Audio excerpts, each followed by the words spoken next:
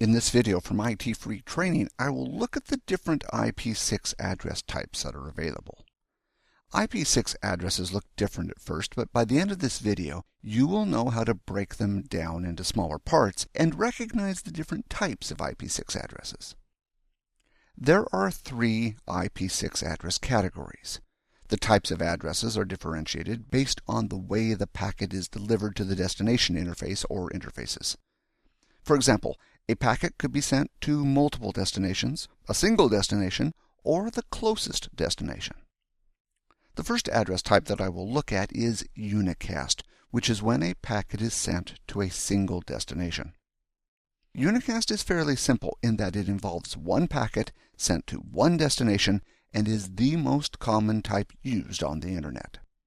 It is essentially one-to-one communication. For example, accessing a website from a workstation is one-to-one communication from the workstation to the web server. In IP6, there are several major types of unicast addresses, but more on that in a minute. In this example network environment, when the originating PC, the red node, sends a packet, it will go directly to its destination host, which is the green node. Other PCs on the network will not be able to hear the unicast message, so this will provide a level of security from packet interception as well. The exception to this is if your network is using old network equipment like hubs, which broadcast all traffic to all nodes. Nowadays, modern networking uses switches, so if an unauthorized user were to connect to the network, they would be unable to intercept the communications between the computers by simply connecting to the network.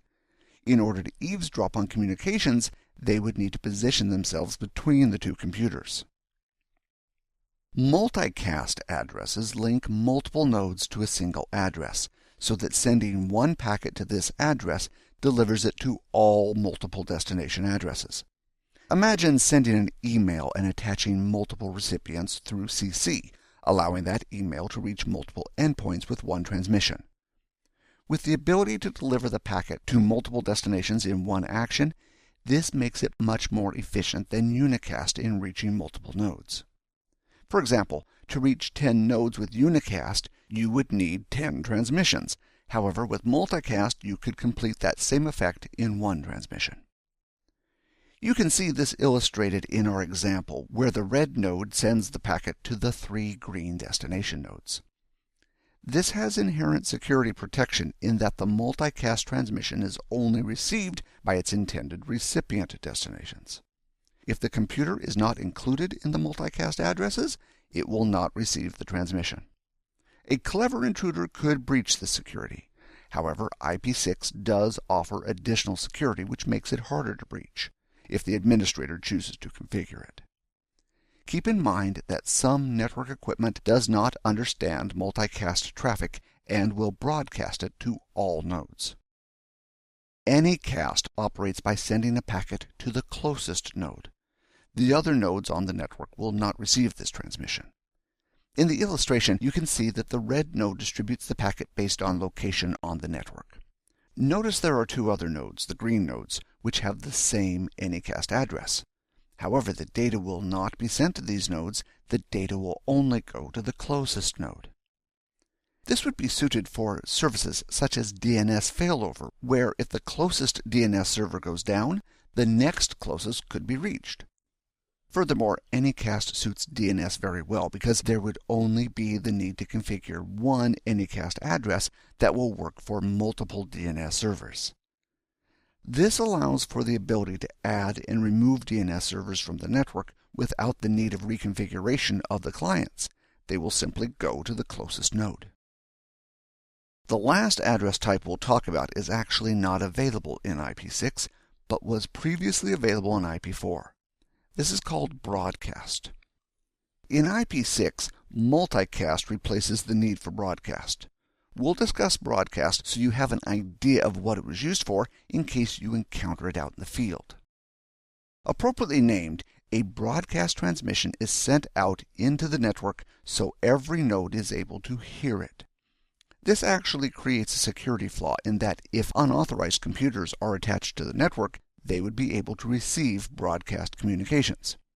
This is one of the reasons broadcast address types are not utilized in IP6. The other main reason is that broadcast messages are not very network efficient. One broadcast transmission on a large network could be received by hundreds of devices, when often it is intended only for one device.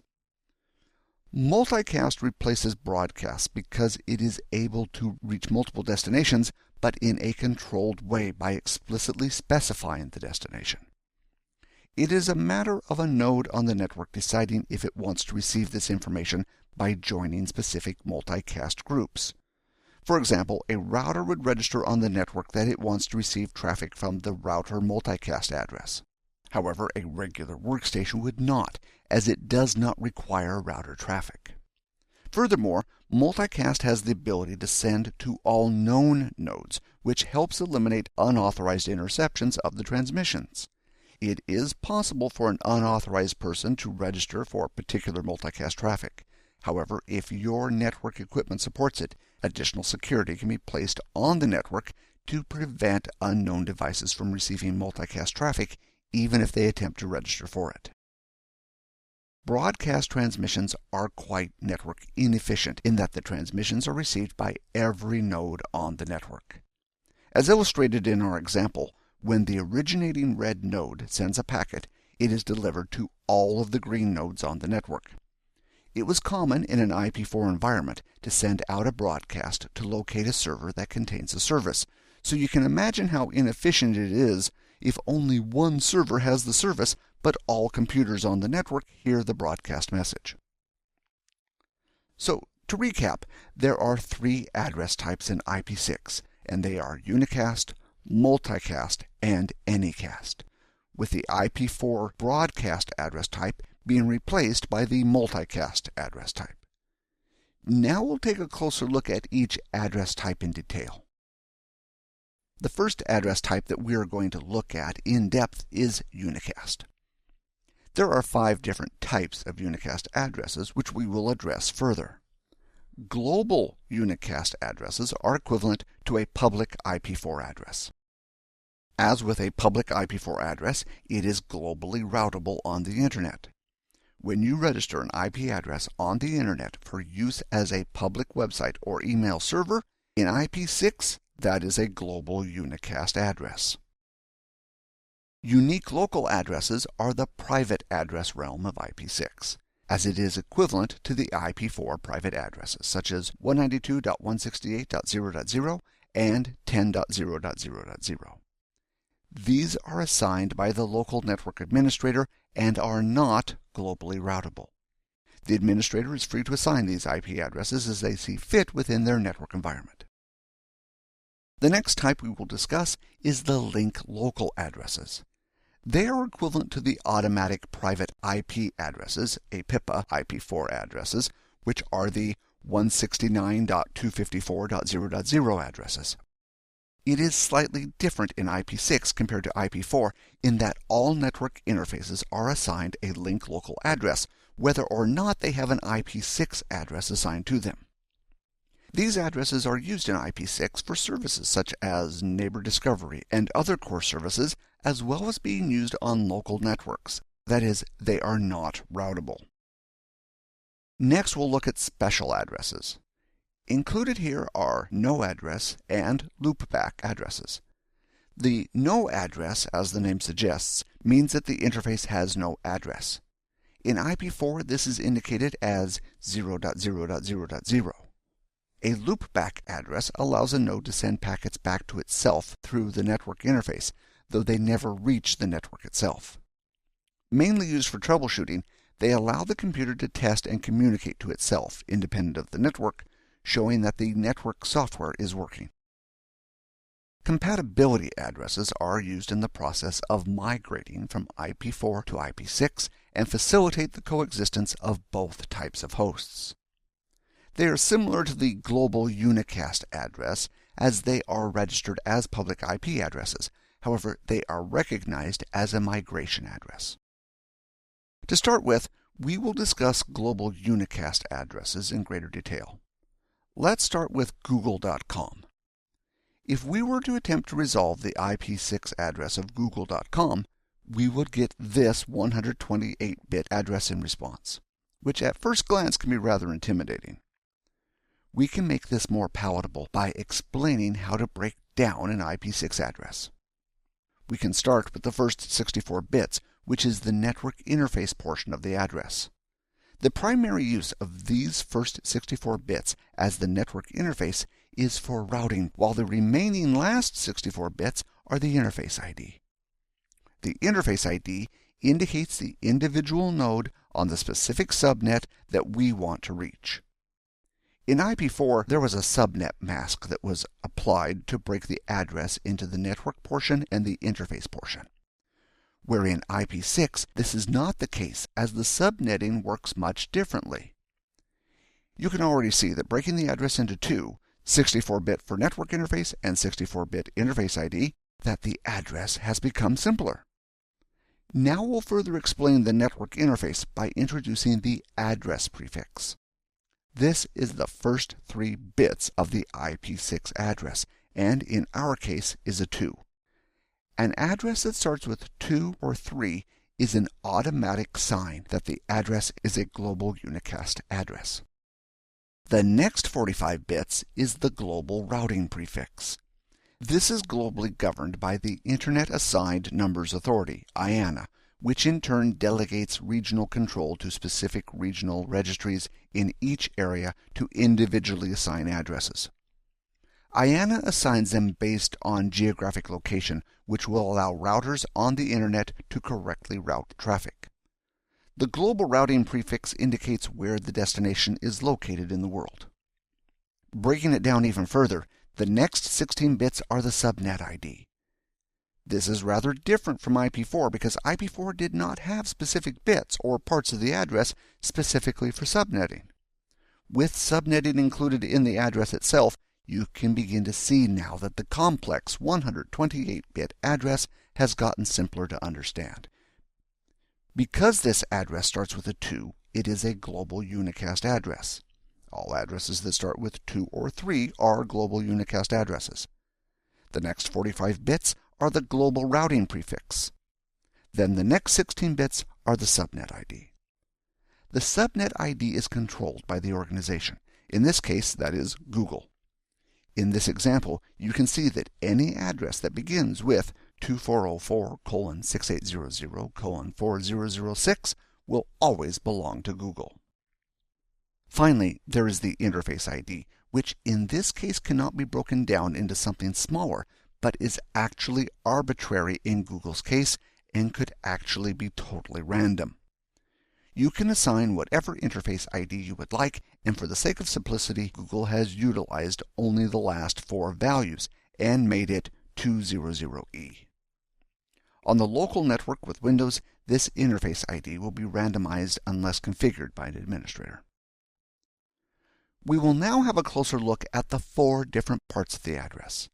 Understanding each part of the address will assist you when you start working with IP6 addresses. We'll start off with the address prefix. An IP6 address is ultimately in binary, and in a global unicast address, the first 3 bits are always 001. Due to this, the address will always start with a value between 2000 to 3FFF. So whenever you see an address that starts with 2 or a 3, it is a global unicast address, it is registered, and is globally routable on the Internet. The next 45 bits are the global routing prefix and is assigned to the organization by the regional registry. The organization makes the requests to their local regional registry or their ISP, who then assigns them these 45 bits. In Google's case, this address always starts with 2404:6800:4006.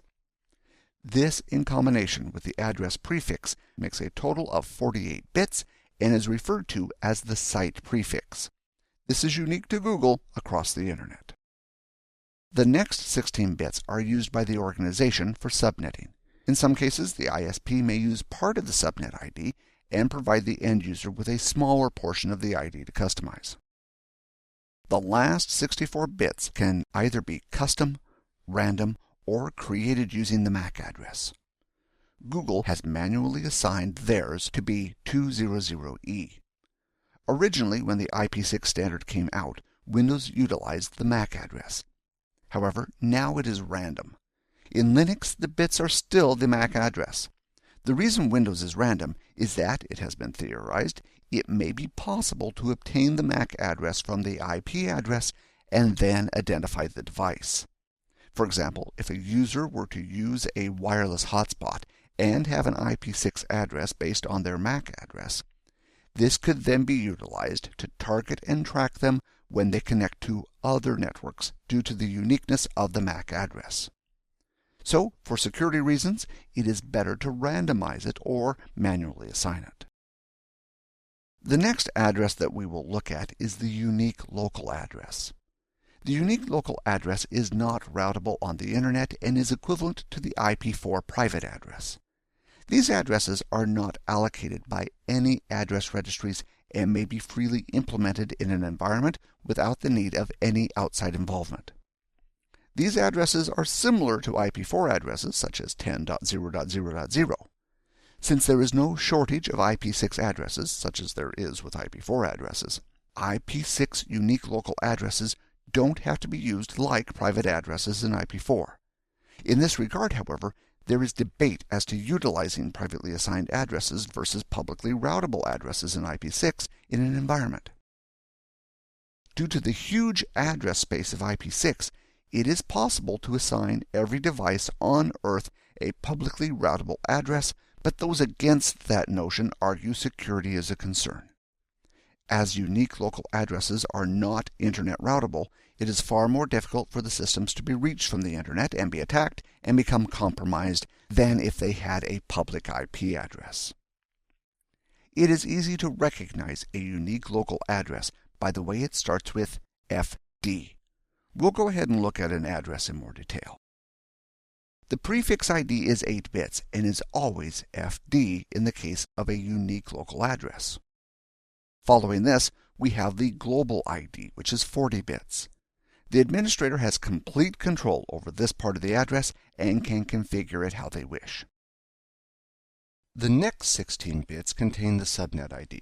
Like the global ID, this is completely defined and controlled by the administrator of the organization's environment as they see fit.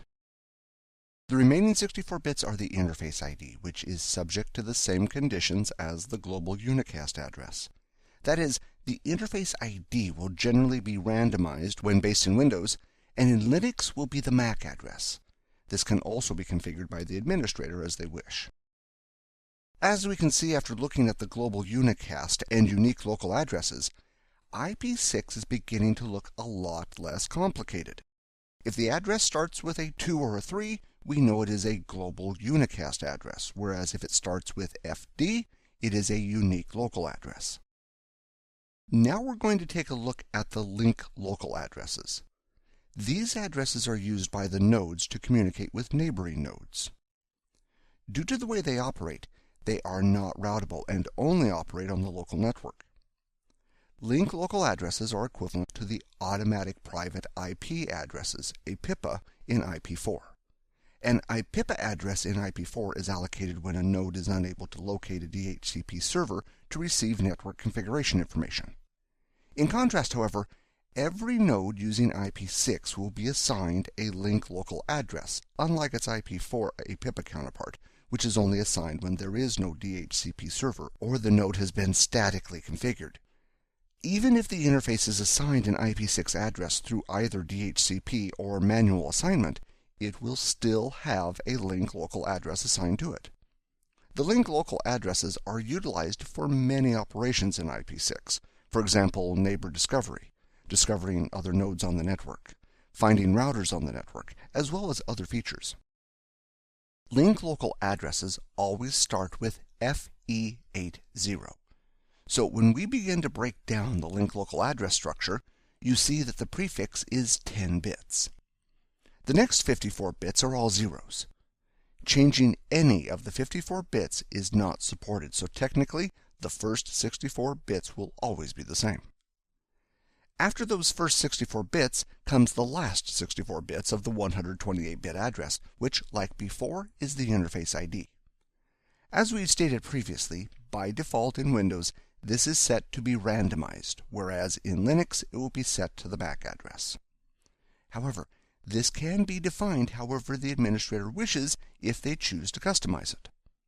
The important distinction between linked local addresses in IP6 and APIPA addresses in IP4 is that every node in the network with IP6 will receive a linked local address, as opposed to IP4, where the APIPA is only used in the absence of a DHCP server or a manual configuration. The next addresses we will take a look at are special addresses. The first being the unspecified address. This is an all-zero address, or simply 2 colons in its abbreviated form. The abbreviated form, however, may not be recognized in many IP6 interfaces. It is the equivalent of the IP4 0.0.0.0 address. When used in routing, this is used to define the default route. The next address under the special address category is the loopback address.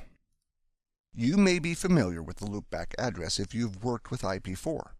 In IP6, this is written as 7 zeros separated by colons and then a :1 or ::1. It is equivalent to 127.0.0.1 or localhost, but in IP6 there is only this one loopback address, whereas in IP4 any address starting with 127 is a loopback. The loopback address is used to establish an IP connection to the local node. This gives the node the ability to validate the IP stack, the TCP/IP set of protocols. The next address type we're going to look at is compatibility addresses. These are used primarily in the transition from IP4 to IP6, especially in environments where the infrastructure still has IP4 routers but needs IP6 implemented. With IP4 compatible addresses, the IP4 address is added to the IP6 address. This is often represented by w.x.y.z in IP6 addresses. In order to understand this better, we'll take a deeper look at this now.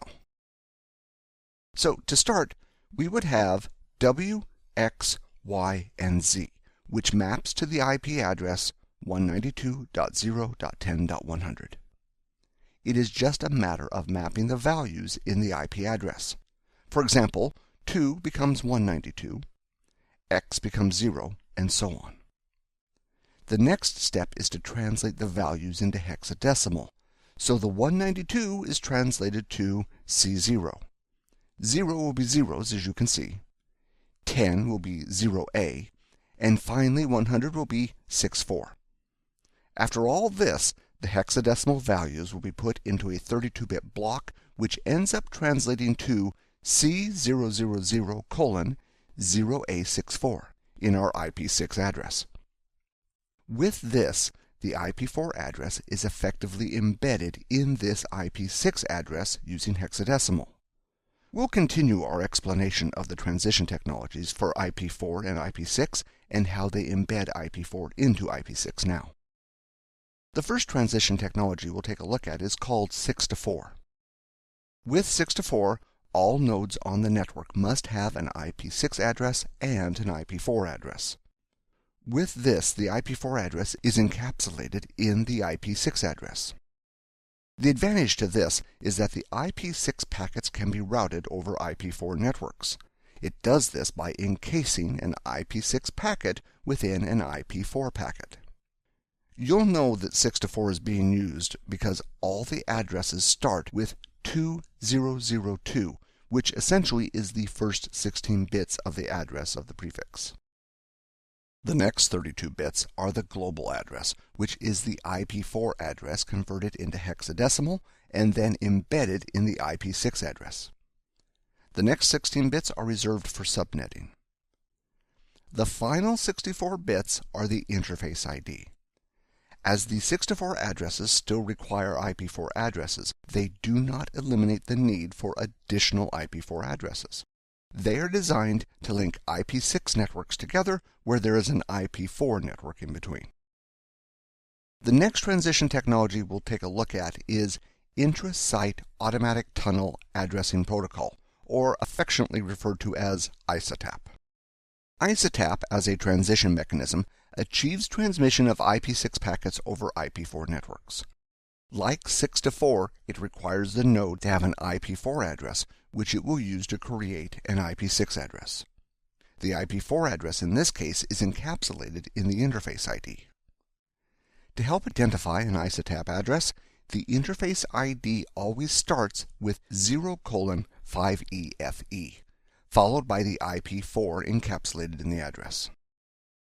The next 64 bits of the address can be any IP6 prefix. That is, a valid ISATAP address can have any valid IP6 prefix, which includes any global unicast address or a unique local address. You can see the interface ID can easily be identified as ISATAP, as it always starts the same, followed by the IP4 address.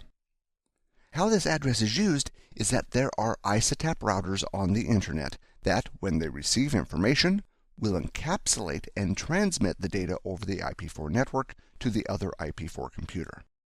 So basically, what ISATAP does is it builds a tunnel between different networks that are IP6, but have an IP4 network in between. ISATAP is one of the rare instances where the interface ID is altered.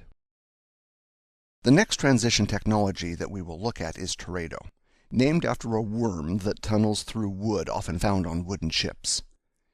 If native IP6, 6 to 4, or ISATAP connectivity exists, the hosts will not use Teredo. Furthermore, Teredo can traverse network address translation, otherwise known as NAT, whereas 6 to 4 can be incompatible with NAT. NAT is a common technology used in IP4 to allow multiple devices to share the same IP address to access the Internet. Teredo embeds the IP6 communications in an IP4 UDP message. It allows tunneling communications between IP6 hosts over IP4 NAT. This is kind of like carpooling, where you get someone a lift to work. Imagine an IP6 packet is carpooling with an IP4 packet until it reaches its destination. As we begin to break down a Teredo address, the first 32 bits of a Teredo address are 2001:0000. Now this is where the rest of the address gets interesting. The rest of the IP6 address contains the Teredo server, flags, UDP port, and client IP4 address. Let's have a closer look. As stated, the address starts with the same 32 bits, making it easy to identify. Following this is the IP4 address of the Teredo server that is being used. Teredo servers exist all over the Internet.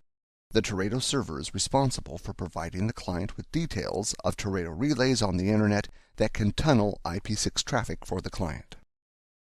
The next 16 bits are flags inserted into the address. 12 bits of the 16 bits are of a randomly generated number, while the rest can indicate the type of NAT involved along with some other pieces of information. The next 16 bits indicate the port. This is used with the last 32 bits, which is the client's public IP4 address. The IP4 address and UDP port allows Teredo relays to directly forward traffic to the client. As the purpose of a NAT device is to remap the IP addresses and ports, thus allowing multiple devices to use the same IP4 address, having these details in the IP6 address gives Teredo the information it needs to contact the client. With the conclusion of Teredo, we'll now begin to take a look at multicast. Multicast addresses allow for one address to be used to send data to multiple nodes. For example, in IP6 there is the multicast address for all nodes. When data is sent to it, it is sent to all nodes on the network. This would be functionally equivalent to the IP4 broadcast. However, it is more network efficient, as it is sent out to all recognized nodes. If additional security is added to the network devices, this can also prevent unauthorized client access. Multicast addresses can be used for many different groups, pre-existing groups, and user-defined groups. For example, a predefined multicast group is for all routers on the network. This would then forward the data to all routers on the network. You can recognize multicast addresses by the fact that they start with FF. So if we take a look at the prefix, you see that it is 8 bits in length and is FF. Following this, there are 4 bits dedicated to flags. These flags define parts of the multicast address. For example, if the multicast address is dynamic or well-known. The next 4 bits define the scope of the multicast address. For example, if it is designed to be local network only or routable on the Internet. The remaining 112 bits are the group ID. A multicast address itself can actually be broken down even further, but we will discuss that in a later video. As you can see, the address will always start with FF, and we have some examples here of the all nodes and all routers address. With multicast explained, last but not least, we'll discuss Anycast. An Anycast address is effectively a Unicast address that has been made into an Anycast address. As such, it is indistinguishable from any other Unicast address. If you were to register a global Unicast address, that address could be converted into an Anycast address. It would not be possible to determine whether it is a Unicast or Anycast by simply looking at the address.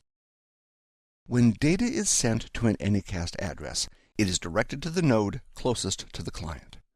With a global network, this can be an effective way to reduce dynamic denial of service (DDoS) attacks. As the traffic is dynamically routed based on region, it is likely that a worldwide attack from many sources would be distributed to a network of servers rather than one. To do this, it makes it a lot harder to successfully perform a DDoS attack and take down a service or website, since DDoS attacks typically rely on one point of failure on the network to be effective. Distributing the attack across the Internet thus weakens the attack. Anycast operates by way of having nodes advertised through routing protocols. So when you create an Anycast address, your router will need to transmit and advertise this information to other routers. They do this through routing protocols, so the routers know to route the traffic to this specific address rather than routing it normally. To illustrate how Anycast works this, let's take a look at an example. You can see that we have one desktop on the network and several servers with the same Unicast address that has been configured into an Anycast address.